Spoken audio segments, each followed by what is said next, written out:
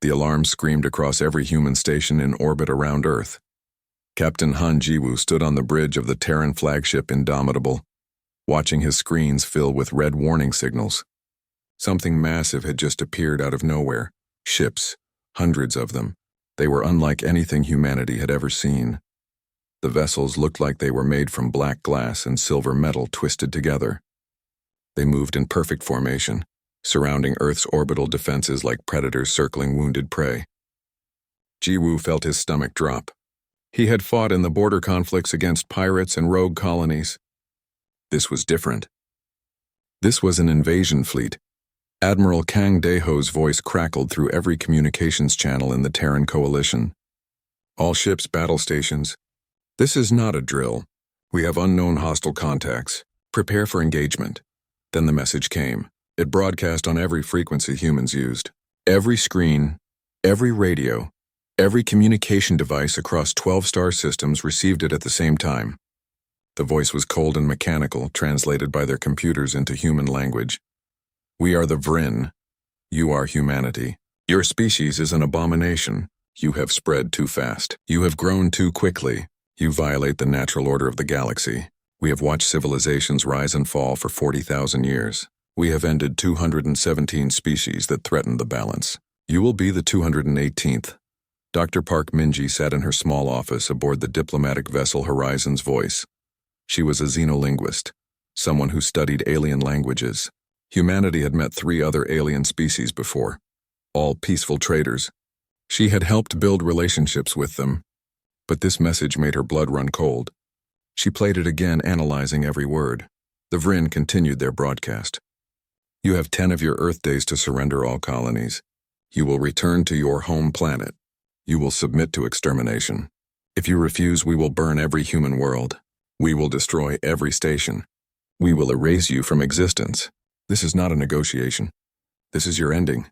The transmission cut off. For a moment, there was silence across human space. Then chaos erupted. Captain Jiwoo watched as the Vryn fleet opened fire on Proxima Station. The station was home to 3 million people. It had farms, schools, hospitals. Families lived there. The Vryn weapons tore through the station's shields like they were made of paper. Explosions blossomed across the massive structure. Jiwoo ordered his ship forward, firing every weapon they had. The Indomitable's missiles hit the Vryn ships and simply vanished against their shields. The energy weapons scattered harmlessly. Nothing worked. The Vryn didn't even return fire at first. They just kept destroying Proxima Station. It took them 4 minutes to kill 3 million humans. Then they turned their attention to the Terran fleet. Admiral Kang Daeho commanded 200 warships, the pride of humanity's military. They threw everything they had at the Vryn. Nuclear missiles, plasma cannons, railguns that could punch through asteroids. The Vryn shields absorbed it all. When the Vryn finally fired back, 30 human ships disappeared in the first volley. Jiwoo's tactical officer was screaming damage reports. Captain, our weapons aren't even scratching them. Their shields are using some kind of technology we've never seen. And their weapons, they're tearing through our armor like it doesn't exist. Jiwoo made the hardest decision of his life. All ships retreat. Fall back to Earth orbit. We can't win this fight. The surviving Terran vessels fled. They had lost 60 ships in less than 20 minutes. The Vryn let them go. They didn't pursue. That made it worse somehow. The Vryn didn't see humanity as a threat. They saw them as an extermination job. Back on Earth, President Shin Mira called an emergency session of the Coalition Council. Representatives from all 12 colony systems appeared via hologram. Some were already flickering and cutting out as Vryn ships moved into their systems. They're giving us 10 days to surrender, President Mira said. Her voice was steady, but her hands shook. They want us to accept extinction. I need to know right now what is the will of this council. The room erupted in arguments. Some colonies wanted to surrender, hoping for mercy. Others wanted to fight. The representative from Proxima Colony was crying. Her entire family had been on Proxima Station. Dr. Park Minji had been called to Earth for the emergency meeting. She stood up and everyone went quiet. I need to tell you something about the Vryn language. I've been analyzing their transmission. There's a word they used for us. In their language, it translates to the inheritors, not invaders. Not pests, inheritors. What does that mean? Admiral Kang Daeho asked. It means they're afraid of us, Minji said. They're not killing us because we're dangerous now. They're killing us because they think we'll become dangerous. They fear what we might become. The room went silent. Then President Mira spoke. Then let's show them they were right to be afraid. Humanity votes on this now. Do we surrender? Every single representative voted no. Even the ones who had argued for surrender changed their minds. Something about knowing the Vryn feared them gave humanity a strange kind of courage. President Mira looked at Admiral Kang Deho. Admiral, you have permission to mobilize every ship, every soldier, every weapon we have. We're going to war. Over the next 10 days, humanity prepared. They called back every explorer ship. They armed civilian vessels. Factories that made cars and computers switched to making weapons and armor. Every human colony became a fortress. People who had never held guns learned to shoot. Scientists who studied stars started studying Vryn technology from the wreckage at Proxima. Captain Jiwoo spent those 10 days drilling his crew. They practiced tactics. They studied the enemy. They knew they were outmatched in every way that mattered. But they also knew something else. Humanity had survived ice ages, plagues, wars, and near extinctions before. They were still here. They were stubborn that way. On the 10th day, the Vryn returned. War Master Thexelar led the extermination fleet personally. Thousands of ships entered human space simultaneously.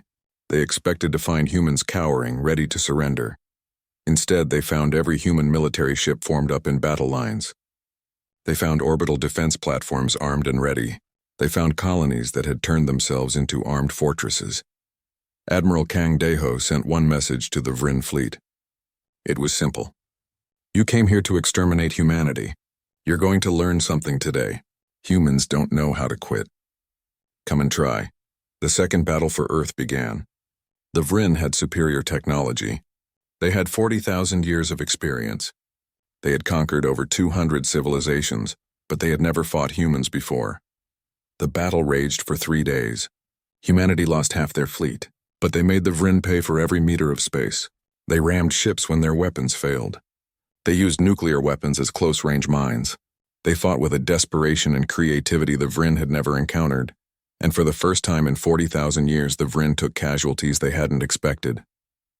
It wasn't many, but it was more than zero, and that changed everything. 18 months had passed since the Vryn declared war on humanity. The news was bad. 6 of humanity's 12 colony systems had fallen. New Beijing, Tau Ceti, Ross Station, Alexandria, Kepler Colony, and New Jeju were all under Vryn occupation. Billions of humans now lived under alien rule. Commander Choi Hyerin floated in the darkness of space watching her stealth ship's sensors. The Ghost Fleet, as they called it, was humanity's newest weapon. 30 small ships equipped with experimental cloaking technology. They couldn't win big battles, but they could hurt the Vryn where it mattered. Her target was a Vryn shipyard in the occupied Kepler system. The structure was massive, capable of building 20 warships at once. It hung in space like a silver spider web surrounded by defense platforms and patrol ships. All ghost ships, this is Hyerin. Begin approach. Maintain communication silence. If anyone gets detected, the rest continue the mission. The 30 ships glided forward like shadows. Their cloaking systems bent light around them, making them nearly invisible. Nearly. The technology was new and not perfect. If they got too close to Vryn sensors, they would be spotted. Hyerin's pilot brought them within 5 kilometers of the shipyard. Close enough. She gave the signal. All 30 ships launched their missiles at once. 200 nuclear-tipped missiles streaked toward the shipyard before the Vryn even knew they were under attack. The shipyard's shields came up, but too late. Half the missiles got through. Explosions rippled across the structure. Secondary detonations followed as fuel lines and reactor cores erupted. In less than 5 minutes, the Vryn lost their largest shipyard in human space. The Ghost Fleet scattered before Vryn reinforcements arrived. They had lost 3 ships, but the mission was a success. It was humanity's first major victory in 18 months. Back on Earth, Dr. Yoon Tae-hyung stared at his computer screens. He had been working for 16 months straight, barely sleeping, trying to understand Vryn technology. His team had analyzed every piece of wreckage they could find. They had studied shield harmonics, energy signatures, and weapon frequencies. Finally, they had found something. A pattern. The Vryn shields operated on a specific frequency range. If humanity could build weapons that matched that frequency, They might be able to penetrate the shields. It was just a theory, but it was the first real hope they had. Tae-hyung sent his findings to Admiral Kang Dae-ho. "Sir, we think we can crack their shields. It will take time to build new weapons, but this could change everything." The Admiral's response was immediate. "You have whatever resources you need." "How long?" 6 months, maybe less. "Make it 4. On occupied New Jeju, Lee So-min crawled through volcanic caves beneath the colony's main city. She led a group of 20 resistance fighters. They were ordinary people before the invasion. Farmers, teachers, engineers. Now they were soldiers fighting an enemy that seemed impossible to defeat. The Vryn occupation forces were efficient, but predictable. They patrolled the same routes every day. They established checkpoints at major intersections. They didn't understand that humans could be patient, that humans could wait for the perfect moment to strike. Somin's group had stolen Vryn weapons from a supply depot. The aliens were careless sometimes, not expecting humans to fight back. Big mistake. The resistance had been using those weapons to ambush patrols for 3 months. Every Vryn soldier they killed was one less enemy to face. Tonight's target was a communications relay.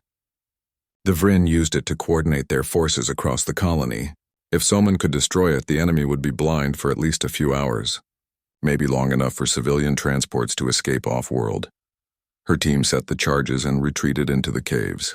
The explosion lit up the night sky. Alarms blared across the colony. Vryn soldiers rushed toward the relay exactly as planned. While they were distracted, 5 civilian ships lifted off from hidden landing pads and burned for orbit. The Vryn commanders were confused. They had conquered 217 civilizations. None of them had fought like this. Usually, after losing half their territory, species surrendered. They accepted their fate. But humans just kept fighting. On every occupied world, resistance cells attacked supply lines, sabotaged equipment, and rescued civilians. Captain Han Ji-woo stood on the bridge of the Indomitable, reviewing battle reports. The war was not going well, but it could be worse. Humanity had stabilized the front lines. The Vryn advance had stopped. Both sides were locked in a brutal stalemate. What interested Ji-woo was something his intelligence officers had discovered. They had intercepted encrypted Vryn communications. The translation was rough, but the meaning was clear. The Vryn were arguing among themselves. Some commanders questioned whether the war was worth the cost. "They're losing more ships than they expected," his intelligence officer explained. "Not many, but enough to worry them. They thought this would be over in 6 months. Now it's been 18 months and we're still fighting." Dr. Park Min-ji had spent the last year analyzing every Vryn transmission they could intercept. She had built a database of their language, their military codes, their cultural references. She was beginning to understand them. The Vryn were old, ancient. They had existed as a spacefaring civilization for 40,000 years. In all that time, they had perfected warfare. They knew every tactic, every strategy. They had seen every type of resistance, except they hadn't. Humanity was doing things the Vryn had never encountered, ramming ships as weapons of last resort, using nuclear mines at close range, guerrilla warfare on occupied planets, refusing to surrender even when the situation was hopeless. Min-ji wrote a report for Admiral Kang Dae-ho. The Vryn think of war like a chess game. There are rules. There are proper ways to fight. When a species is clearly beaten, they surrender. That's how it has always worked for them, but humans don't play by those rules. We fight dirty. We improvise. We never quit. I think it's confusing them. The Admiral read her report and smiled for the first time in months. Good. Let's keep confusing them. In orbit around Mars, Commander Hyeron's Ghost Fleet was refitting after the shipyard raid. Engineers were installing improved cloaking systems and better weapons. The success at Kepler had proven the concept.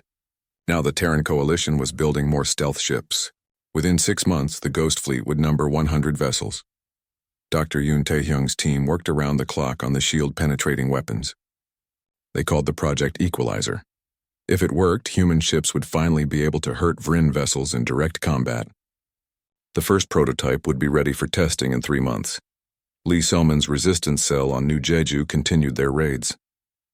They had inspired resistance movements on all 6 occupied worlds. The Vryn had to commit more troops to occupation duty, troops that couldn't be used at the front lines. Admiral Kang Deho implemented what he called the Endurance Protocol. Every human colony received the same message. We will never surrender.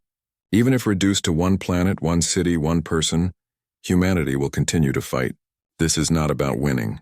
This is about surviving. And humans are very good at surviving. The message spread through human space like wildfire. It was posted in every city, every ship, every station. People who had lost hope began to believe again. Not that they would win, but that they would endure. Captain Jiwoo received new orders. His task force was to raid Vryn supply lines, hit their support ships, and avoid direct engagement with their battle fleets. It was frustrating. Jiwoo wanted to fight the enemy head-on, but he understood the strategy. Make them bleed.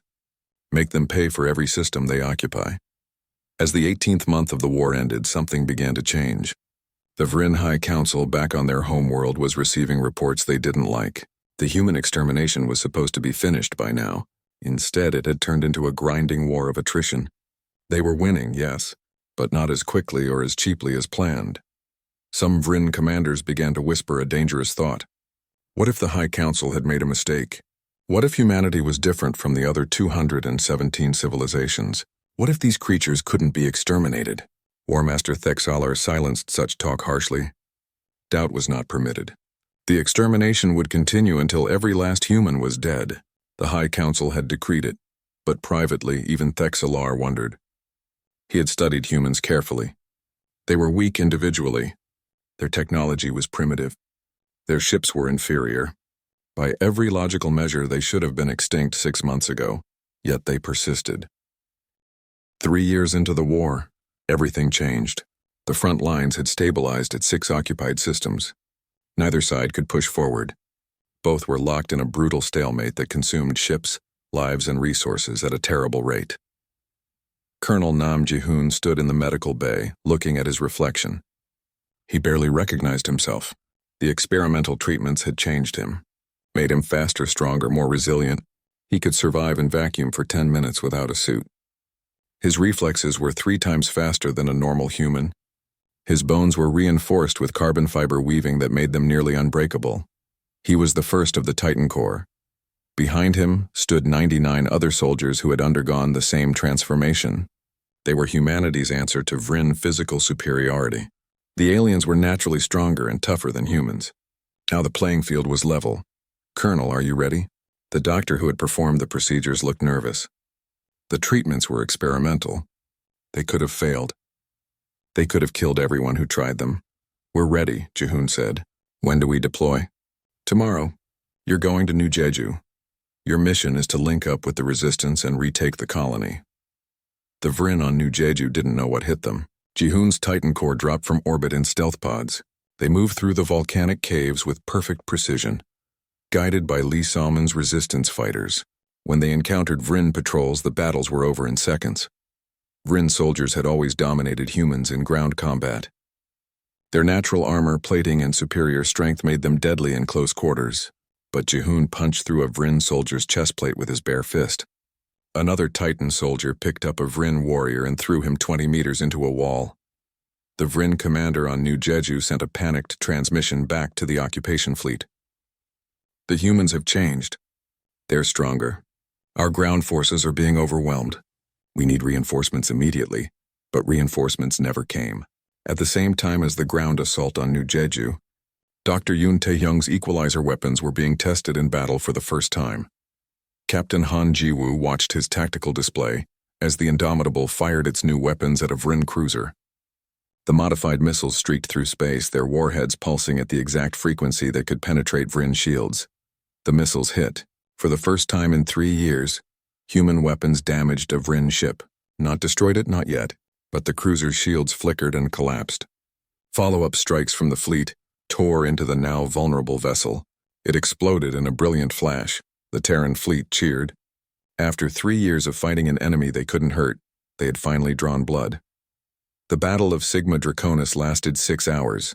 Jiwoo's task force of 30 ships engaged a Vryn battle group of 12 vessels. Before the equalizer weapons, those odds would have meant certain death for the humans. Now it was a fair fight.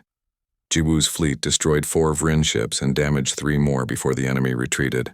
The humans had lost 8 ships, but they had won. They had actually won a fleet engagement against the Vryn. Among the damaged Vryn vessels was a command ship. It couldn't escape to faster than light speeds. Jiwoo made a risky decision. Boarding teams, prepare to capture that ship. I want prisoners. The boarding action was brutal. Titan Corps soldiers led the assault, punching through the Vryn hull and fighting deck by deck. The Vryn crew fought desperately, but they were beaten back. In the command center, the Terran soldiers captured Sub-Commander Relthon and 6 of his officers.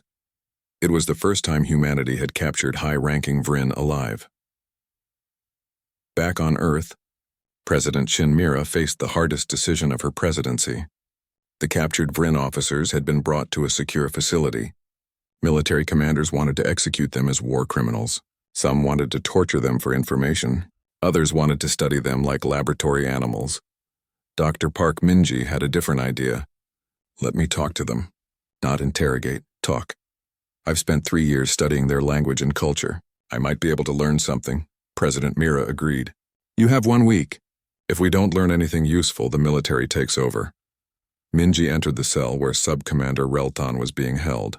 The Vryn officer was tall and covered in natural armor plating. His eyes were compound and multifaceted like an insect's. He looked at her with what she had learned to recognize as contempt. You wish to interrogate me, human? I will tell you nothing. I'm not here to interrogate you, Minji said. She sat down across from him. I'm here to understand why. Why did your people decide to exterminate us? Relthon was silent for a long moment. Then he spoke. You truly do not know? Know what? Why we fear you. The Vryn officer leaned forward. The Vryn Empire has existed for 40,000 years. It took us 10,000 years to develop faster-than-light travel. It took us another 10,000 to colonize 100 systems. We are patient. We are methodical. We are ancient. And, Minji prompted, and you achieved in 300 years what took us 10,000. Your species went from primitive chemical rockets to interstellar travel in less time than one of our generations.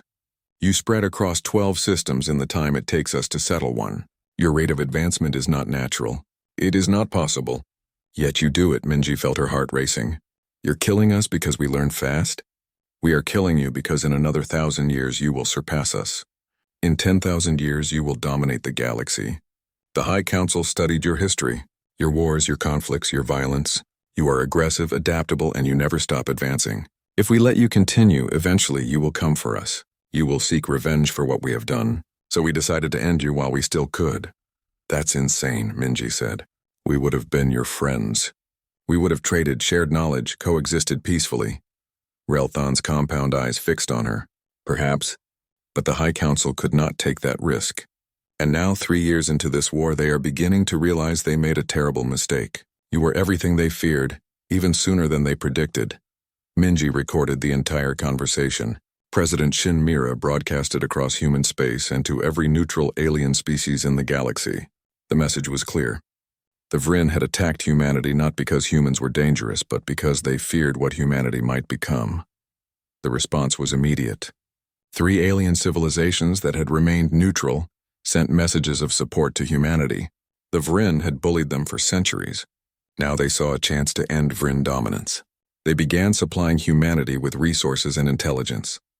On New Jeju, Colonel Nam Ji-hoon and Lee So-min stood in the colony's main square as the Vryn occupation forces retreated off-world. The Titan Corps had retaken the entire colony in just 2 weeks. Civilians cheered as human ships filled the sky. We're winning, So-min said, watching Vryn transport ships flee into orbit. No, Ji-hoon corrected her. We're surviving. But maybe that's enough. In the Vryn High Council chambers, War Master Thekseller faced harsh questions. The war was in its 3rd year. The quick extermination had become a prolonged conflict. Human resistance was growing stronger, not weaker. Their technology was advancing at an impossible rate, and now other species were beginning to support them. You promised this would be finished in 6 months, one council member accused. You said humanity was primitive and weak. They were, Thekselar defended himself. But they adapt. They learn. They improve faster than any species we have ever encountered. We damage their fleet. They change their tactics. We occupy their colonies. They wage guerrilla war. We deploy superior soldiers. They enhance themselves to match us. Every time we counter one strategy, they invent 3 new ones. Then what do you propose? Do we continue this war until it bankrupts our empire? Or do we withdraw? Thexelar's voice was hard. We cannot withdraw.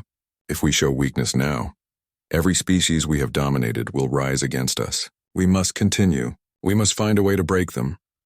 But privately, even Thexelar was beginning to doubt. He had studied the humans carefully. He had watched them fight for 3 years. And he had come to a terrible conclusion. The High Council had awakened something they should have left alone. Humanity was not giving up. Every defeat made them stronger. Every loss made them more determined. They were learning from the Vryn, adapting their tactics, and advancing their technology at a rate that defied logic. The species that the Vryn had planned to exterminate in 6 months was still here after 3 years. And they were no longer just surviving. They were fighting back. 5 years into the war, the galaxy was watching. What had started as a simple extermination had become the most significant military conflict in 40,000 years. And humanity was winning. Fleet Admiral Bei Jisoo was only 32 years old, the youngest admiral in Terran history. She stood on the bridge of the new flagship, the Defiance, watching her fleet form up for the next offensive. 200 ships, all equipped with equalizer weapons. Behind them were another 300 support vessels, carrying troops, supplies, and the new AI coordination systems. Engineer Kim Woo-jin had revolutionized human fleet tactics. His AI systems allowed every ship in a fleet to act as one organism. They could coordinate movements, share targeting data, and execute complex maneuvers with perfect precision. What the Vryn accomplished through 40,000 years of training, humans now matched with technology. "Admiral, the fleet is ready," her tactical officer reported. "All systems are green." The Vryn have a defensive line at Kepler Colony. 15 capital ships, 30 cruisers, and over 100 smaller vessels. Bei Jisoo smiled. "Then let's teach them what happens when you wake up humanity. All ships execute Thunder Doctrine. We hit them with everything at once." The Thunder Doctrine was simple but effective. Overwhelming force applied at a critical point. No fancy tactics, no clever maneuvers. Just raw power delivered all at once. The entire human fleet dropped out of faster-than-light travel simultaneously, already firing.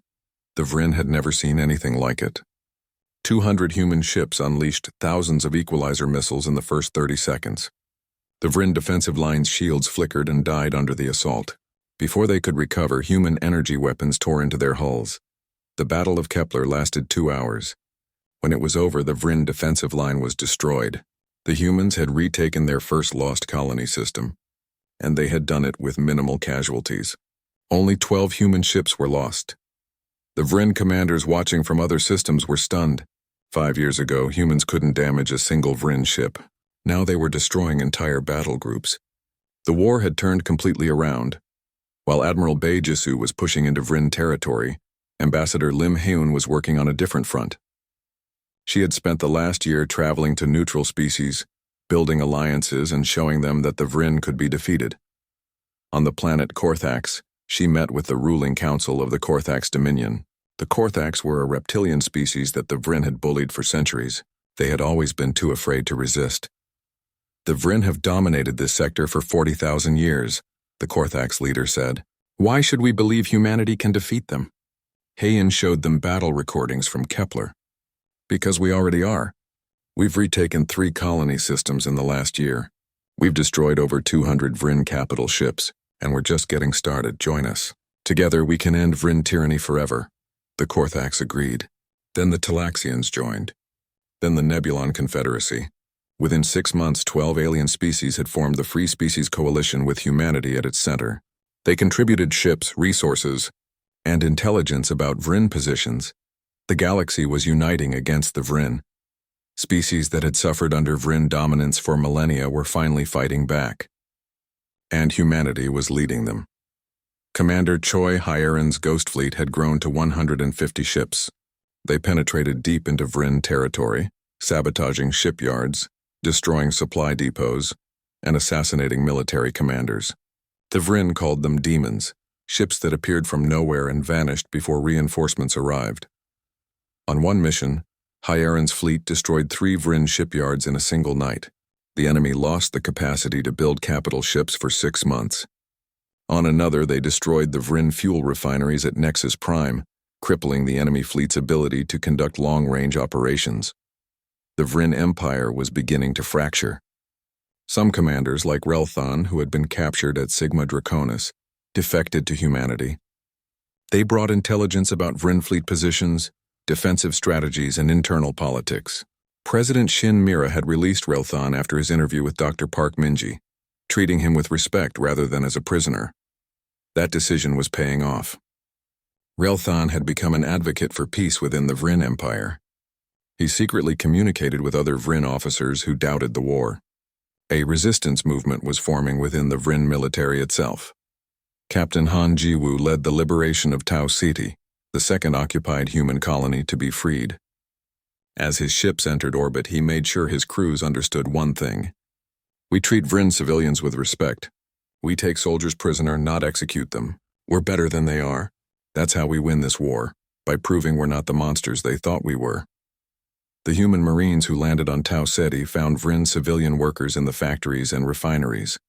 Instead of killing them, the Marines escorted them to transport ships and allowed them to return to Vryn space. The gesture shocked the Vryn.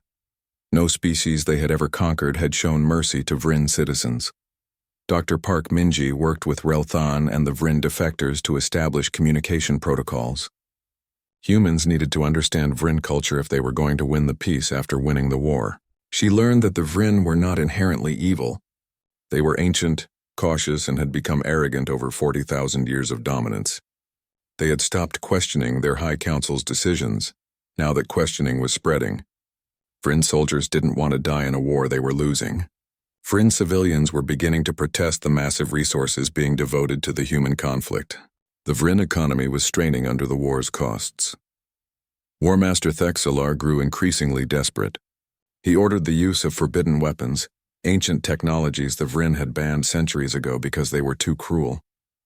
Biological weapons, planet killers, reality distortion bombs, but the High Council refused. Using such weapons would unite the entire galaxy against them. The war was bad enough. Becoming galactic monsters would be worse.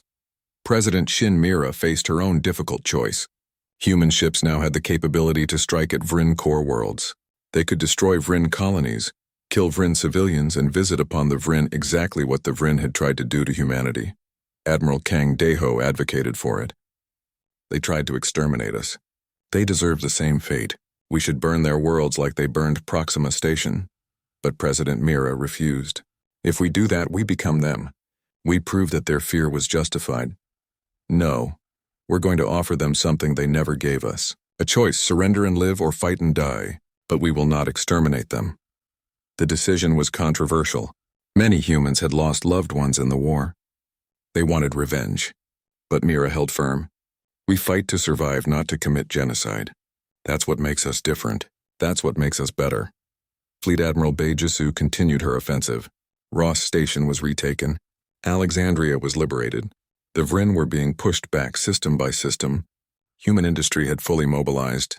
Earth and the free colonies were producing ships faster than the Vryn could destroy them. The Vryn High Council called an emergency session. 5 years ago, they had been confident. The humans would be extinct in 6 months. Now they had lost half their military fleet. They had lost territory for the first time in 40,000 years. Allied species were defecting to humanity, and internal resistance was growing. One council member asked the question everyone was thinking. Can we win this war? War Master Thexelar had no answer. He had thrown everything at humanity. Superior technology, overwhelming numbers, tactical expertise refined over millennia. None of it had been enough. The humans adapted faster than the Vryn could counter. Every time the Vryn developed a new weapon, humanity stole the technology and improved on it. Every time the Vryn changed tactics, humanity invented 3 new counters. We need to negotiate, another council member said. We need to end this war before it destroys us. Negotiate. Thexelar was furious. We declared their extinction. How do we negotiate after that? We find a way, the council member replied, because the alternative is our extinction. In human space, Ambassador Lim Haeun established the Galactic Council, a coalition of species dedicated to mutual defense and cooperation. Humanity was its leader, but every species had equal representation. It was the first true galactic government in recorded history. The message spread across the galaxy. The Vryn could be defeated. The ancient empire that had dominated for 40,000 years was crumbling. A new age was beginning, and it was led by the species that the Vryn had tried to exterminate. Humanity had gone from fighting for survival to fighting for the future of the galaxy. 7 years after the first attack, the Terran Coalition fleet arrived at the Vryn homeworld. 5,000 human ships and another 3,000 vessels from allied species filled the space around the planet that had ruled the galaxy for 40,000 years. Admiral Kang Deho stood beside President Shin Mira aboard the Indomitable. They looked down at the blue and silver planet below. This was where it would end one way or another. The Vryn have pulled back all their forces, Captain Han Jiwoo reported. They're fortifying their homeworld. Every ship they have left is here. 2,000 capital ships, 3,000 cruisers, and over 10,000 smaller vessels. And their orbital defenses? President Mira asked. Extensive. Planet-wide shield network, thousands of weapons platforms, ground-based missile systems. They've turned their homeworld into a fortress. Fleet Admiral Bae Jisu pulled up tactical displays. We can break through. It will cost us maybe half our fleet, but we can do it. President Mira was quiet for a moment. 7 years of war, billions dead, dozens of worlds damaged. The galaxy changed forever, and now they stood on the edge of ending it. Open a channel to the Vryn High Council, she ordered. The transmission took a few minutes to establish. Then the faces of the Vryn Council members appeared on the screen. They looked tired, defeated, but still defiant. Humans, one of them spoke. You have come to finish what we started. No, President Mira said. I've come to offer you what you never offered us. A choice: surrender, end this war, join the galactic community as equals, or we will take your homeworld by force. Those are your only options. You want us to surrender? Another council member's voice was filled with disbelief. The Vryn Empire does not kneel. Then you will fall, Fleet Admiral Bae Jisu said coldly. We have 5,000 ships in orbit. We have weapons that can penetrate your shields. We have soldiers who can match yours in ground combat. And we have something you don't. The will to do whatever it takes to win. There was silence from the Vryn Council. Then the chamber doors opened and War Master Thexelar entered. He looked older than his years. The war had aged him. The High Council wishes to know your terms, he said. His voice was empty of emotion. Unconditional surrender, President Mira replied. All Vryn military forces will stand down immediately. Your government will dissolve. Your species will join the Galactic Council as equal members with all other species. You will help rebuild the worlds you destroyed, and there will be war crimes trials for those who ordered attacks on civilians. And if we refuse, Thexelar asked, then we will destroy every military installation on your planet. We will occupy your homeworld, and we will enforce the same terms except with your species having no say in how it happens. Surrender now with dignity or lose everything and surrender anyway. Those are your choices. Thexelar closed his eyes. I need to speak with the High Council privately. The transmission cut off. On the Indomitable's bridge, everyone waited. Would the Vryn choose to keep fighting? Would they force humanity to invade their homeworld? Commander Choi Hyerin commanded the Ghost Fleet in orbit, ready to strike at orbital defenses. Colonel Nam Ji-hoon had 10,000 Titan Corps soldiers in dropships, prepared to assault the surface. Engineer Kim Woojin had the fleet AI synchronized and ready for the largest battle in galactic history. Dr. Park Minji stood beside President Mira. They'll surrender, she said quietly. They have no choice. They know they've lost. I hope you're right, Mira replied. I don't want to kill more people if we don't have to. Admiral Kang Deho was less optimistic. His family had died at Proxima Station 7 years ago. He wanted justice. But he also trusted President Mira. She had led humanity through the darkest time in their history. He would follow her lead now. 2 hours passed. Then the transmission came back. War Master Thexelar appeared on screen. He looked broken. The High Council has decided, he said. We cannot win this war. We cannot protect our people from what is coming. And we cannot endure another 7 years of conflict. We surrender, unconditionally. President Mira let out a breath she didn't know she was holding. Transmit the surrender orders to all your forces immediately. Any ship that continues to fight will be destroyed. Any commander who refuses to comply will be arrested. It will be done. Thexelar paused. Permission to speak freely? Granted. We feared what you would become. We were right to fear. But we were wrong about what that meant. We thought you would be conquerors, destroyers, a plague upon the galaxy. Instead, you became something we stopped being 40,000 years ago. You became adaptable, creative, unstoppable. We grew comfortable in our dominance. You showed us that dominance means nothing against determination. The transmission ended. Within an hour, every Vryn military ship in the system had powered down their weapons and shields. The orbital defenses went offline. Ground forces laid down their arms, but one person was missing. Warmaster Texeler. His personal guard reported that he had gone to his private chambers. When they entered an hour later, they found him dead. He had taken his own life rather than face surrender. The next day, President Shin Mira, Admiral Kang Deho, Fleet Admiral Bei Jisoo, and Captain Han Ji-woo descended to the Vryn homeworld. They entered the High Council chambers, the heart of the empire that had ruled the galaxy for 40,000 years. The Vryn High Council waited for them. 12 beings who had ordered the extinction of humanity 7 years ago. Now they stood before the species they had tried to destroy, and they knelt. Every member of the High Council dropped to their knees before President Mira. In Vryn culture, kneeling was the ultimate sign of submission and defeat. For 40,000 years, countless species had knelt before the Vryn. Now the Vryn knelt before humans. Dr. Park Minji stood beside President Mira, translating as the senior council member spoke. We surrender the Vryn Empire to the Terran Coalition and the Galactic Council. We acknowledge our crimes against humanity. We accept whatever justice you impose. We ask only that you spare our civilian population. They did not choose this war. We did. President Mira looked at the kneeling Vryn. She thought about Proxima Station. 3 million dead in the first attack. She thought about the 6 colonies that had been occupied for years. She thought about the human soldiers who had died fighting an enemy that seemed invincible. But she also thought about what humanity could become. Would they be conquerors? Would they inflict on the Vryn what the Vryn had tried to inflict on them? Stand up, she said. The Vryn looked confused but obeyed.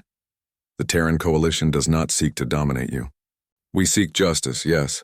Those responsible for war crimes will face trial. But your species will not be punished for the crimes of your leaders. You will join the Galactic Council as equal members. You will help rebuild what was destroyed, and you will teach us everything you know. Teach you? A council member asked. Why would you want our knowledge? Because you're right about one thing, President Mira said. Humanity advances fast, sometimes too fast. We make mistakes because we lack experience. You have 40,000 years of experience. We need that wisdom, not to control us, but to guide us. Together, humans and Vryn can build something better than either of us could alone. Ambassador Lim Hayan stepped forward with the terms of integration. The Vryn Empire would be dissolved. Their military would be reduced and integrated into the Galactic Defense Force. Their technology would be shared with all member species of the Galactic Council. And they would have representatives in the Council government, just like every other species. Over the following weeks, the integration began. It wasn't easy. Many humans wanted revenge. Many Vryn resented their defeat. But President Mira held firm. This was about building a future, not punishing the past. Former Sub-Commander Rel Thun, who had defected to humanity 5 years earlier, became the bridge between the two species. He worked with Dr. Park Minji to establish cultural exchange programs. Humans would learn from Vryn history and wisdom. Vryn would learn from human creativity and adaptability. Lee Soman returned to New Jeju with former Vryn occupation soldiers. Together, they rebuilt the colony. The Vryn soldiers who had once oppressed the humans now worked alongside them. It was strange at first, but slowly understanding grew. Colonel Nam Ji-hoon oversaw the dismantling of Vryn military installations. The weapons that had killed millions of humans were destroyed or converted to peaceful purposes. The shipyards that had built warships now constructed transport vessels and exploration ships. Commander Choi Hyerin trained the new joint Human-Vryn Special Operations Force. Humans brought their adaptability and creativity. Vryn brought their experience and tactical knowledge. Together, they became the most elite military unit in the galaxy. Fleet Admiral Bei Jisoo became the first Supreme Commander of the Galactic Defense Force. Her fleet included ships from 20 different species, all working together. The force that had defeated the Vryn now protected all member worlds from external threats. Engineer Kim Woo-jin and Dr. Yoon Tae-hyung worked with Vryn scientists. The Vryn had 40,000 years of accumulated knowledge. Humans had cutting-edge innovation. Together, they made breakthroughs that neither could have achieved alone. Captain Han Ji-woo, now an admiral, commanded the exploration fleets pushing into unknown space.